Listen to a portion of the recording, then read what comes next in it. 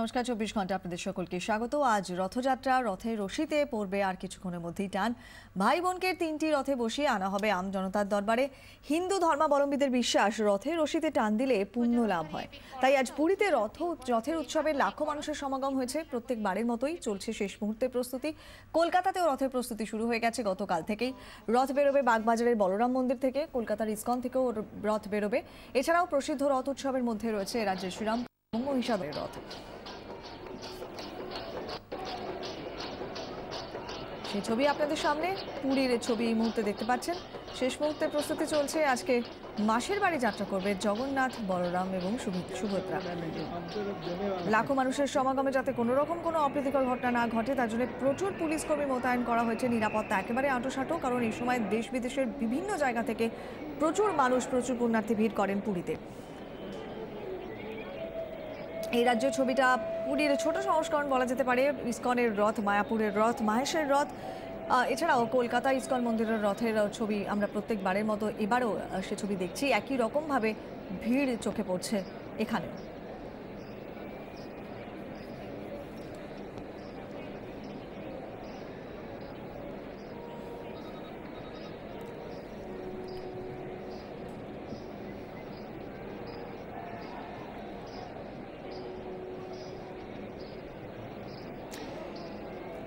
আমাদের 3 প্রতিনিধি এই মুহূর্তে আমার সঙ্গে সরাসরি রয়েছেন 3টি জায়গা থেকে। মহিষাদল থেকে রয়েছেন কুণাল বসু, মায়াপুর থেকে রয়েছেন প্রীতম দে এবং মাহেশ থেকে রয়েছেন শ্রাবন্তী সাহা। তিনজনেই আপনাদের সামনে সেখানকার ছবি তুলে ধরবেন। প্রথমে একবার চলে যাব মহিষাদলে, আমাদের প্রতিনিধি কুণাল রয়েছেন।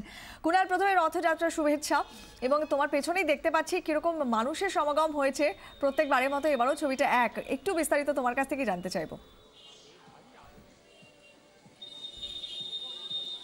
একেবারে কোয়েল, তোমাকেও এবং 24 ঘন্টার সকল দর্শককেও রথযাত্রার অনেক শুভেচ্ছা। এই মুহূর্তে আমরা মহিষাদলের যেখানে দাঁড়িয়ে রয়েছি, মহিষাদলের এই রথতলা, এবং আমার পেছনে যে রথ দেখতে পাচ্ছ, দীর্ঘ 250 বছর পুরনো এই রথ। এবং সেই তুমি যেমনটা বলছিলে, রশিতে টান দিয়ে পুণ্য লাভ করার জন্য বহু মানুষ যদিও সকাল থেকে এখানে অপেক্ষা করছেন। তবে কোয়েল, একটু তোমায় জানিয়ে রাখি, এই মহিষাদলের রথ কিন্তু আমরা জানি যে মহিষাদল রাজবাড়ি, ঠিক সেই সময় রানী তখনকার দিনে তিনি এই রথের প্রতিষ্ঠা করেছিলেন, অর্থাৎ রথ শুরু করেছিলেন। যদিও এখনও পর্যন্ত নির্দিষ্টভাবে বলা যায় না যে ঠিক কীভাবে এই রথের সূচনা। কিন্তু এখানে যে একটা বৈশিষ্ট্য আছে, এখানে রথের ভেতরে কিন্তু জগন্নাথ ছাড়া বলরাম বা সুভদ্রাকে দেখা যায় না। এখানে জগন্নাথের পাশাপাশি রাজবাড়ির গোপাল, তাকে এখানে পুজো করা হয়। আর কিছুক্ষণ পরেই জগন্নাথ এবং গোপাল এখানে আসবেন এবং তারপর এই রথের দড়িতে টান পড়বে। তার আগে জানিয়ে রাখি, এই রথ দীর্ঘ পুরনো এবং এই রথকে এবছর সংস্কার করা হয়েছে। তুমি যদি দেখো, এই রথের যে এই মুহূর্তে ভাস্কর্য রয়েছে, তাও কিন্তু সেই 250 বছর পুরনো। বর্তমানে এবছরই মন্ত্রী শুভেন্দু অধিকারী তিনি নিজে উদ্যোগ নিয়ে এই রথের সংস্কার করেছেন। স্বাভাবিকভাবেই তারপরে এখানকার যারা কর্মকর্তারা রয়েছেন, তারা কিন্তু অন্য মাত্রায় একটা অন্য উদ্যোগ নিয়ে তারা প্রচার চালিয়েছিলেন এবছর এই মহিষাদলের রথ নিয়ে। বহু মানুষ এখানে উপস্থিত হবে, প্রায় 1.5 লাখের মতন লোক হতে পারে তেমন আশা করেন। মন্ত্রী শুভেন্দু অধিকারী তিনি আজ আসবেন বেলা 2:30 নাগাদ, যেমনটা কর্মসূচি রয়েছে। নতুন করে এই জগন্নাথের মাসির বাড়িকেও সাজানো হয়েছে, সেই মাসির বাড়ির প্রথম উদ্বোধন হবে। তারপর বেলা 3টে নাগাদ শুভেন্দুবাবু এখানে এসে রশিতে টান দেবেন। তারপর জগন্নাথ এবং তারপরে শুরু হবে মহিষাদলের রথযাত্রা। করে বোঝাই যাচ্ছে পুরোপুরি শেষ মুহূর্তে প্রস্তুতি চলছে ওখানে। কুণাল, একবার এই মুহূর্তে আমাদের সঙ্গে পুরী থেকে রয়েছেন আমাদের প্রতিনিধি শশধর রথ। একবার একটু পুরীর ছবিটা আপনাদের সামনে তুলে ধরবো। শেষদেব রথ, মাফ করবেন, আপনার কাছ থেকে একটু জানতে চাইবো পুরীর ছবিটা এই মুহূর্তে কিরকম। আমরা বরাবরই জানি উন্মাদনা সব থেকে বেশি থাকে পুরীতেই, আপনি যদি একটু বিস্তারিতভাবে তুলে ধরেন। দেখো, রথযাত্রার জন্য পুরী চলচঞ্চল হচ্ছে। সকাল থেকে 3 ঠাকুরের নানা রীতিনীতি যা ছিল তা সরছে। সকাল 9টার সময় রথ প্রতিষ্ঠা কার্য করা যাবার ছিল, যা 1 ঘন্টা বিলম্বে চলছিল। কিছু সময় পূর্বে, আমি বলতে পারবো কিছু সময় পূর্বে রথ যাহা ছিল তাকে প্রতিষ্ঠা করা গেছে। আর পরে মঙ্গলার্পণ কার্য হবে, তারপরে পহণ্ডি হবে। পহণ্ডি মানে 3 ঠাকুর রত্ন সিংহাসন মন্দির থেকে বেরোবে, 3 রথে রথারূঢ় হবে। তার মানে ঠাকুর মন্দির থেকে বেরোয় ভক্তকে বেরোয় আসে দর্শন দেবে। যাহা রীতিনীতি করা গেছে তা যদি ঠিক চলে বর্তমান সময়ে, তাহলে 3 ঘন্টা ধরে পহন্ডি হবে। তারপরে ঠাকুরের মদনমোহন বিজে করবে 3 রথে।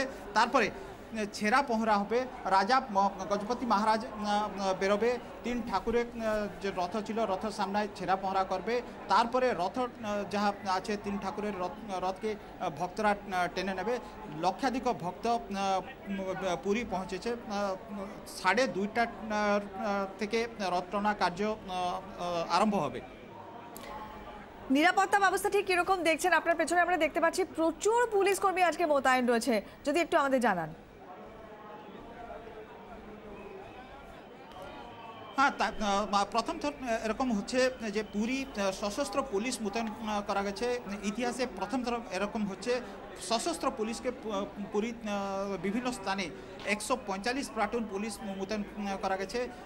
সশস্ত্র পুলিশ, বন্দুকধারী, পুরী বড়দাণ্ড যেখানে 3 ঠাকুর আছে এবং লক্ষাধিক ভক্ত আছে, বিভিন্ন স্থানে সশস্ত্র পুলিশকে মোতায়েন করা গেছে। এবং যাহা আমার কাছে সূচনা আছে, এন্টায়ার পুরী শহরকে সশস্ত্র পুলিশ জগে রয়েছে। এনি অনটুয়ার্ড ইনসিডেন্টস যা আশা করা যাচ্ছে এরকম হবে পূর্ব সূচনা ছিল, তাকে এড়াবার জন্য এইভাবে 145 প্লাটুন পুলিশ এবং সশস্ত্র পুলিশকে পুরীর বিভিন্ন স্থানে মোতায়েন করা গেছে। আপনি আমাদের সঙ্গে থাকুন, আপনার কাছে আবারও ফিরবো শেষদেব বাবু। আমরা একবার একটু চলে আসবো আমাদের এই রাজ্যে। আমাদের আরো 2 প্রতিনিধি মায়াপুর এবং মাহেশ থেকে রয়েছেন। মায়াপুর থেকে রয়েছেন প্রতিনিধি প্রীতম দে। প্রীতম, পুরীর ছবিটা আমরা তুলে ধরলাম। প্রথম সশস্ত্র পুলিশ এবারে মোতায়েন করা হয়েছে নিরাপত্তার জন্য। গোটা পুরী ইতিমধ্যেই ঘিরে ফেলা হয়েছে। তোমার ওখানেও পুরীর একটা ছোট সংস্করণ বলা যেতে পারে। দেশ বিদেশে প্রচুর মানুষ সে সমাগম হয়, আমরা দেখি মায়াপুরের এই ইস্কনের রথে। আর ঠিক কি ছবি ওখানকার? এই মুহূর্তে কোয়েল দাঁড়িয়ে যেটা বলতে পারি, রথের দিনে সবাই যেটা বলে সেটা হয়, সেটা এখানে মায়াপুরে শুরু হয়ে গেছে। ঝিরঝির করে বৃষ্টির মধ্যে দাঁড়িয়ে রয়েছি। আমি রয়েছি মায়াপুরের মাসির বাড়ি, মানে মায়াপুরের জগন্নাথ দেবের মাসির বাড়ি, সেটা মায়াপুরে। এই মাসির বাড়ি অস্থায়ীভাবে তৈরি করা হয় ইস্কন মন্দিরের ঠিক একদম পাশেই। যে চন্দ্রোদয় মন্দির বিশ্বের মধ্যে সবচেয়ে বড় মন্দির বলে যারা বলছেন ইস্কন কর্তৃপক্ষ, সেটা তৈরি হয়েছে তার পাশেই এই অস্থায়ী মাসির বাড়ি তৈরি করা হয়েছে। জানো তো কোয়েল, এখানে একটু গল্পটা অন্য রকম। সেটা হচ্ছে যে সমস্ত জায়গায় পুরী থেকে শুরু করে মাহেশ, মহিষাদল যেখানেই বলো, সেখানে জগন্নাথ দেবের যে বাড়ি সেটা একেবারে জনপদের ঠিক মধ্যিখানে, বড় রাস্তার পাশে বড় জায়গায়। কিন্তু মাহেশে একটু এখানে যে মায়াপুরে একটু অন্য রকম। গ্রামে থাকেন জগন্নাথ দেব, গ্রামে তার ছোট মন্দির, সেই মন্দির এখান 5 কিলোমিটার দূর জনপদ থেকে, গ্রামের ভেতরে। সেই মন্দিরে আপাতত তোড়জোড় চলছে। সেখান থেকে রথ গ্রামের পথ বেয়ে চলে আসে এই মায়াপুর ইস্কন মন্দিরের মাসির বাড়ির কাছে। আপাতত কোয়েল এখানে বৃষ্টি পড়ছে এবং এখানে এলে রথ দেখা আর কলা বেচা দুটোই হয়, কারণ গ্রামের মধ্যে গিয়ে একবারই প্রীতম তুমি যারা বললে যে একেবারে অন্যরকম অন্যান্য জায়গা থেকে, ফলত স্বভাবতই একটা অন্যরকম আলাদা আনন্দ তো নিশ্চয়ই মায়াপুরের ইস্কনের রথের ক্ষেত্রে থাকে। চলে যাবো একবার একটু মাহেশে। আমাদের প্রতিনিধি শ্রাবন্তী শাহ আমাদের সঙ্গে রয়েছেন। শ্রাবন্তী, পুরী, মায়াপুর, মহিষাদল ঘুরে এবারে তোমার কাছে এসছি মাহেশ, কি ছবি ওখানকার?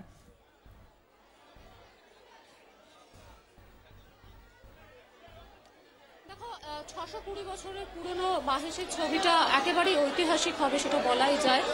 এই মুহূর্তে দেখছো ঠিক আমার পিছনে বিগ্রহ সাজানো রয়েছে, যেখানে সবাই আসছেন, পুজো দিচ্ছেন, যেটা আলাদা অন্য জায়গার থেকে। দেখো, এখানে জগন্নাথ দেব এবং সুভদ্রা, বলরাম এরা কিন্তু প্রত্যেকে বসে আছেন। সাধারণত আমরা দেখি যে পুরীতে যে দণ্ডায়মান, অর্থাৎ সমস্ত জায়গায় জগন্নাথ দেব তারা দাঁড়িয়ে থাকেন, এখানে কিন্তু মূল বিগ্রহ তারা বসে আছেন। আজকের দিনের জন্য যেহেতু ভক্তরা আসেন, তারা পুজো দেন, তার জন্য আজকে দেখো মন্দিরের ঠিক সামনে বের করে আনা হয়েছে এই বিগ্রহকে, যাকে নিয়ে যাওয়া হবে রথে এবং তারপর রথের সেখানেই যাত্রা শুরু হবে।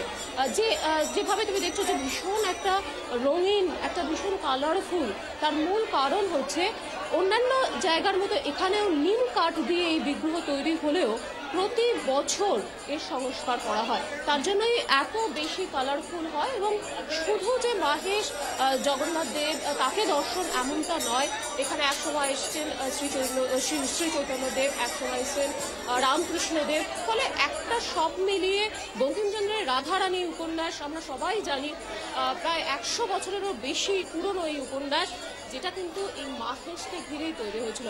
এরকম অনেক ঐতিহাসিক সন্ধান, এরকম অনেক ঐতিহাসিক স্মৃতি রোমন্থন করতেই বোধহয় আজকের এই ভিড়, যে ভিড়ের ছবি বোধহয় আলাদা করে তোমাকে বলতে হবে না। প্রচুর মানুষ এখানে এসেছেন এবং বিকেল পর্যন্ত রথের দড়ি টানার আগেই এরা আসবেন। বেলা 12টায় হবে ভোগ, তার আগে পর্যন্ত পুজোর পালা এই মুহূর্তে চলছে। একবারই তাই। অনেক ধন্যবাদ তোমাদের চারজনকে, শশদেব, কুণাল, প্রীতম এবং শ্রাবন্তী। তোমাদের চারজনের সঙ্গে আবার আমরা পরবর্তীতে যোগাযোগ করছি।